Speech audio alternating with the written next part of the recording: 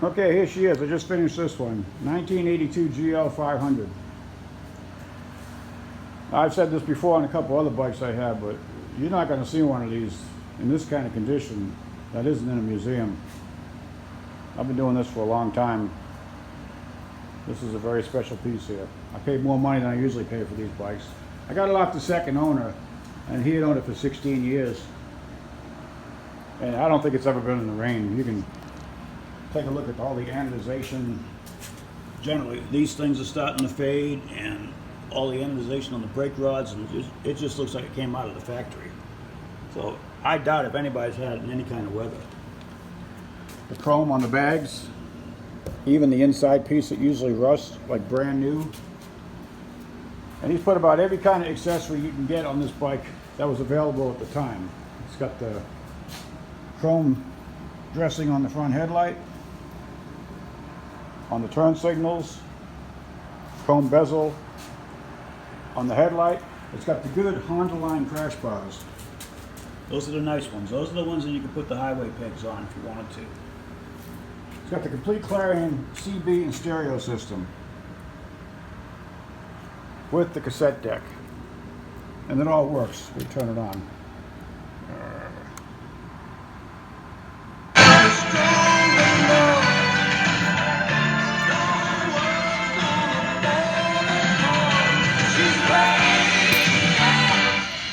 Now, I'll never use it. I'm a Bluetooth guy these days. It's all outdated, but it looks pretty cool. And I don't have a cassette to even try the cassette player. But anyway, the clock works.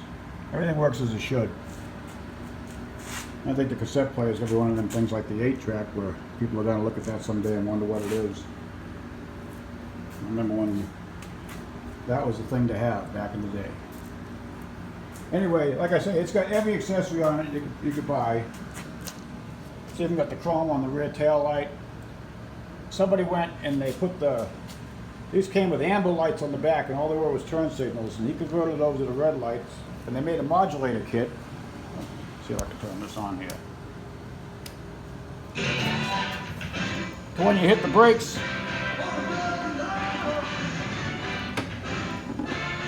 these actually flash.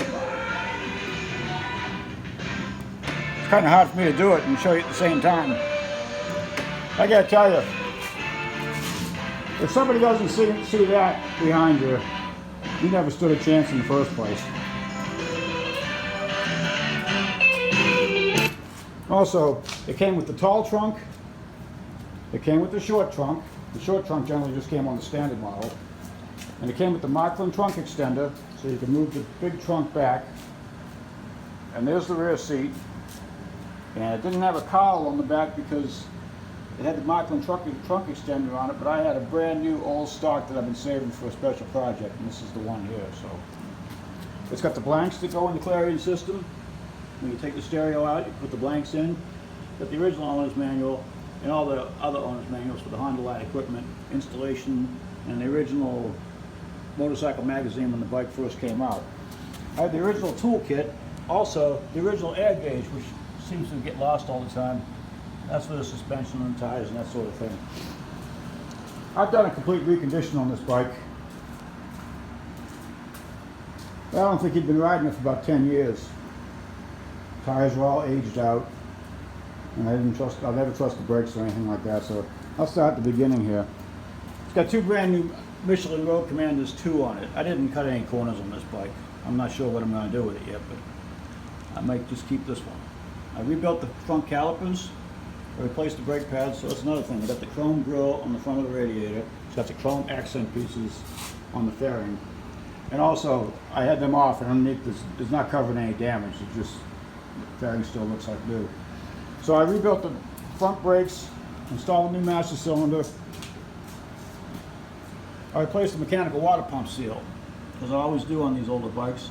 It's a good thing I did. This one had a little crack in it, so it was going to start leaking pretty soon. I rebuilt and rejetted the carburetors because these things were a little lean from the factory. I owned one of these bikes brand new, so it takes that lag out of the middle, actually improves their gas mileage. We got a brand new AGM Duracell battery from Batteries Plus. So it was an expensive battery, but Okay. Spark plugs, oil filter, coolant. New petcock, because those old vacuum petcocks, they crap out after a while. Also, I have the original master cylinder. I just don't trust those original master cylinders even after they're rebuilt. I've seen them start leaking around the O-ring where the reservoir goes on, and when it does, it takes out the fairing, and if you got to turn too far, it'll actually destroy the paint on the tank. So I don't take any chances with them anymore. But I did keep it. I got it over here on the bench with a pile of the other ones. That's the first thing I do, is we take those things off and get rid of them. Alright, we'll go ahead and start her up there. I've had it running. I just got back from the first road test. And I did 120 miles this morning, and it runs perfectly. It's smooth as silk. I'm not going to lose that stereo, even though Pink Floyd's playing. She is just solid as a rock. I'd jump on this bike right now and ride it anywhere.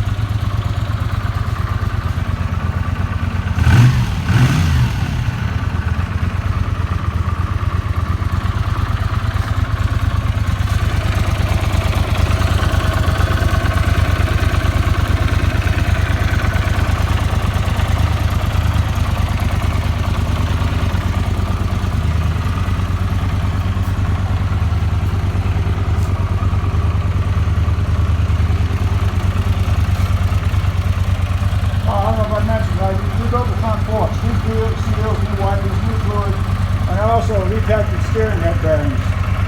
They get a little crunchy, took it all apart, clean them all up, re-lube them, nice and smooth now. I'm sure there's some things I'm forgetting. I plan on riding this bike, only on the nice days though. I don't think anybody wants to ride this one out in the rain. I don't think you'll ever make it look like this again if you would do something like that. Anyway, a little longer video than usual, but it's a little more special motorcycle than usual also.